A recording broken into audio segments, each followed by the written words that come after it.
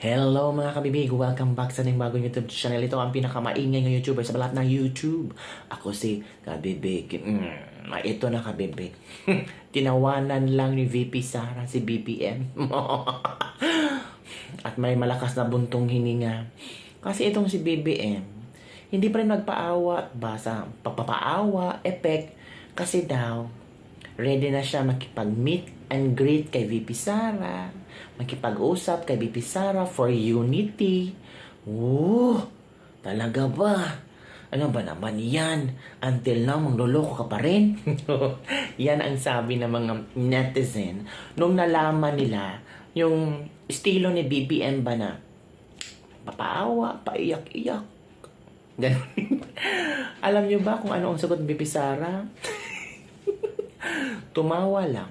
Napanood nyo ba ang video? At ito pa. Grabe din pala itong pasabog ni Atty. Harry Roque. Oo, shock ako Kabibig sa mga pasabog ni Atty. Harry Roque, mga kabibig. Ito daw, ang sabi niyo, si Boying Remulla daw ay nangako kay Bongbong Marcos di umano na kung maging ombudsman siya, lahat ng mga Duterte, si VP Sara, ipapakulong niya. Kaya, ginawa siyang ombudsman. At ito pa mga kabibig, ang mga pasabog ni Atty. Harry Roque. Tama ako. Na daw, tutuguin talaga si VP Sara. Merong bagong video sa Atty. Harry Roque. Manood tayo ha. At ano ang inyong opinion hinggil dito? Parang nakaka-worry ito kabibig for VP Sara. Na kahit alam nyo bakit ato na worry? Kasi kahit anong ginawa ng mga bangag department, mataas pa rin ang trust rating ni VP Sara. Si VP Sara pa rin ang ihahalal na presidente sa 2028. Di ba sa ratings? Survey rating? VP Sara pa rin. Yun, kung ano-ano na mga iniisip lang kasuhan ng bagong impeachment. Tapos, buti na lang si Leviste nagsabing walang insertion sa VP Sara kasi kung hindi pa nagsabi si Leviste, baka later on, lalabas na naman may insertion si VP Sara. Eto na si VP Sara, tinawanan niya si VBM sa kadramahan na naman. Si BBM ba mahilig sa drama, no? Mahilig siya sa mga MMK, mga mga magpakailanman moment. Ay, ewan ko kabibig. So, ito na kabibig ha. Ang video ni VP Sara at video ni Atty. Harry Roque. Sa mga pasabog na Atty. Harry Roque, mga kabibig. Watch this video. Any reaction mo kasi sabi po ni BBM is willing daw po siya makipag-dialogo sa inyo para daw po sa ikaw-unlad ng Pilipinas.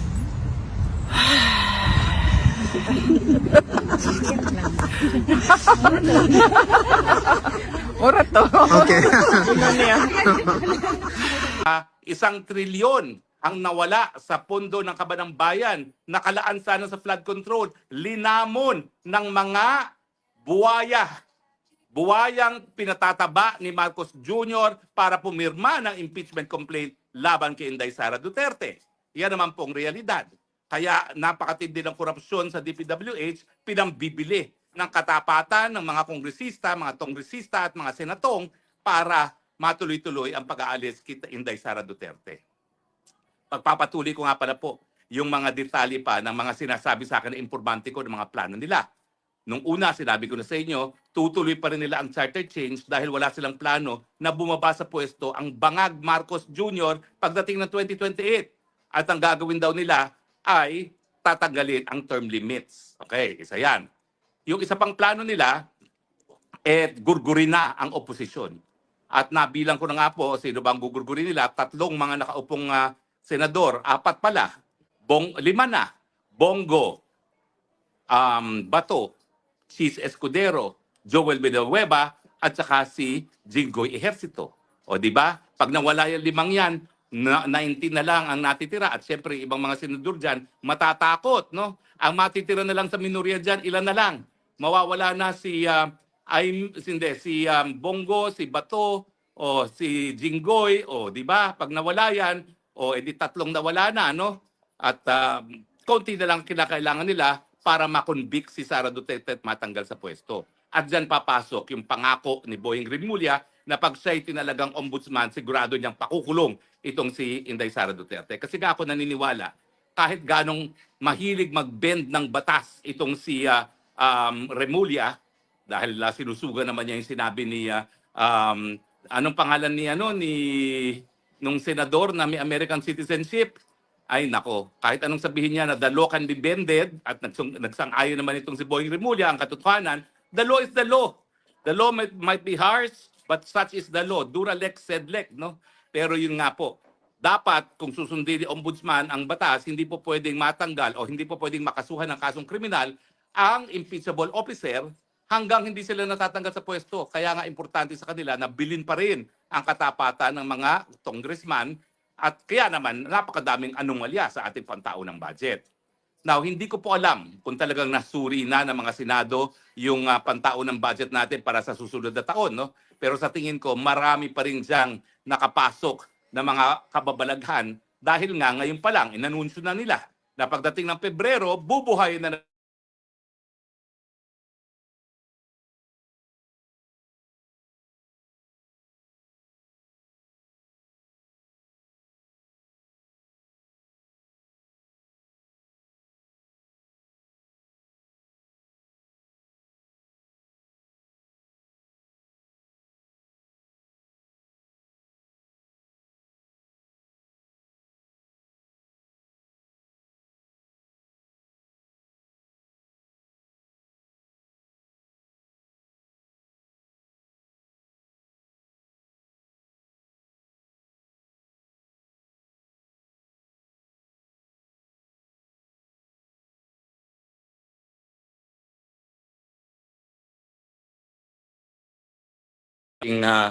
video. Ayan, nakabalik na naman tayo. Sorry po ha, at nawala yung ating video. May tumawag kasi. Sandali lang po ha, at merong mga nagpapadala sa akin ng mensahe, mga bagay-bagay. But anyway, gaya ng sinabi ko, kaya naman may korupsyon, kinakailangan nilang bilhin ang mga lagda ng mga congressman para tuluyan na ngang ma-impeach si BP Sara. At ngayon, tingin ko, talagang binibigyan din nila ng pagkakataon ng mga senatong na kumita dahil kinakailangan nilang bilhin ang desisyon na guilty. At kapag natanggal na nga si BP Sara sa kanyang opisina, kakasuhan na. So yan po kanilang master plan. No? Pero ang nakakatakot, buti sana kung yan ang gagawin lang nila. Pero talagang sinabi ng informante ko, talagang may planong gurgurin. Now, bago ako magtapos, alam nyo, hindi ako pumapatol doon sa mga chismis-chismis tungkol sa mga personal na bagay-bagay na mga ginagawa di umano ng mga politiko. No? Pero kakaiba itong sinabi ni Dean Chase tungkol dun sa tubig. It's too big. Too big time. Okay? Too big time.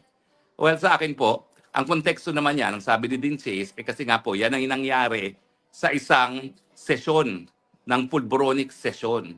At sila nagpupunta sa mga sex parties. Kung totoo yan, talaga nakakadiri po at talagang yan po ay nagdadagdag na naman sa ating sinasabi na walang karapatang manatili ang presidente ang isang nagpapatubig at saka yun nga, di umano ay gumagamit ng pinagbabawal na gamot. No? Mantakin nyo, anong mukhang ihaharap ng Pilipinas kung pagdating ng Disyembre sa susunod na taon, tayo pa rin, Disyembre ba o Setyembre? Kailan ba yung ASEAN Summit? Tayo pa rin ang chairman ng ASEAN. Paano naman sasalubungin ng ating presidente na ganyan ang usapan na siya ay adik at mahilig sa tubig, tapos kakamay siya kay Donald Trump, tatamay siya sa bagong Prime Minister ng Japan at kung sino-sino pa. Sus Marios, mga Pilipino, bigyan nyo naman ng dignidad ang ating bayan at tanggalin na natin sa pwesto yan. Hindi ko po sinasabi na gumamit tayo ng dahas. Sinasabi ko, gamitin lang natin ang ating kapangyarihan bilang soberenyang taong bayan para sipain sa pwesto ang wala na sa tamang pag-iisip. Matagal na naman natin siya binigyan ng pagkakataon na pasinungalingan ang sinasabi na siya isang cocaine addict. Pero ayaw naman niyang mag-hair follicle test na tanging pamamaraan para nga mapasinungalingan yung mga paratang sa kanya. So mga kaibigan ha, bigyan naman natin ang kahihiyan ng bansa natin at sana po ay gamitin na natin ang ating kapangyarihan bilang soberenyang people at tayo ay mag-people power na pangatlong beses. Dahil hindi tayo natututo sa ating kasaysayan, paulit-ulit, pwede ba, one last people power at hindi na natin sila pababalikin kahit kailan man.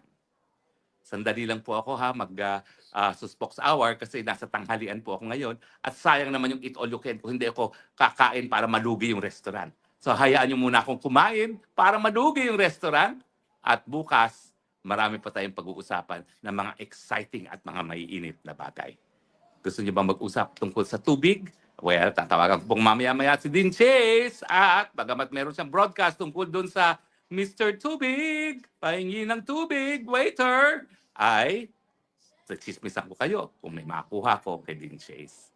Salamat po sa inyong patuloy na pagtangkilik ha. At hanggang bukas, ito po ang inyong spokes ng bayan nagsasabi, I love you Philippines. You're the only country that I have. You're the only country that I love. Bye!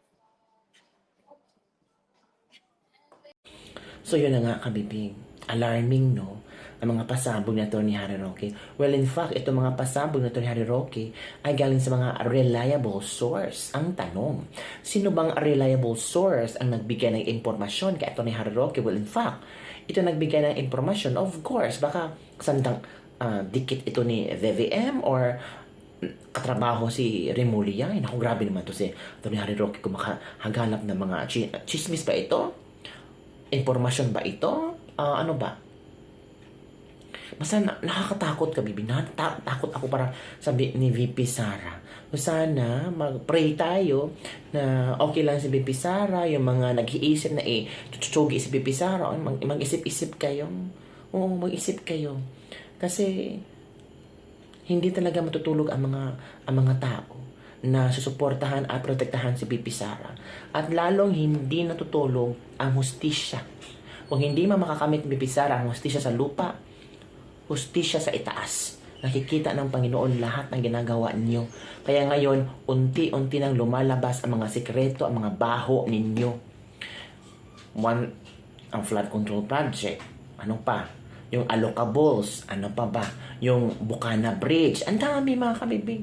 Yung mga noon, hisitan pa ang mga tao maniniwala na si Vongvong ay adjectus. Pero ngayon, ang kapatid, tumayo, entablado at nagsalita. Dinamay pa ang pamilya ni Vongvong na Vangages din. Diba kabibig? So, parang all of these stories, puro negatibo towards the first family. Diba? Ano sa palagay kabibig? Comment down below. Don't forget to like, subscribe, and share this video. Kalerky, ay, let's pray na sana okay lang si VP Sara, protektahan siya ng Panginoon, ng Holy Spirit. At si Pangulong Duterte, malapit na ang Pasko. Sana hindi siya mag-iisa sa Pasko. Sana bigyan ng ICC ng patnugot na makabisita ang pamilya ni Pangulong Duterte sa kanya sa Pasko. Para happy pa rin si Pangulong Duterte. Di ba? Bye everyone. See you next time.